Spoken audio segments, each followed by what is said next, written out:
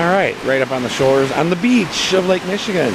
Al Michelle thinks it's funny for me to come out and touch the water.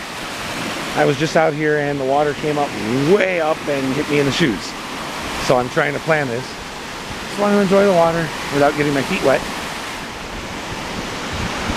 It's nice. Ooh. That's going to be a bad one. No! Stop laughing at me. Like, it never doesn't come far enough, then it comes like way too much.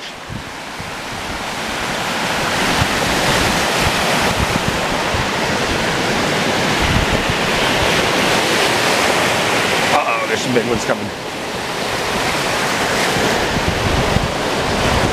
That's good enough. Yep. It's cold, all right. It's cold. My left foot is cold. Wow, there's some waves.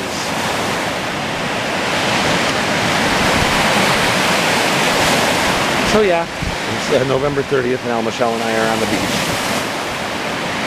Why not? It's 2020, anything can happen, right?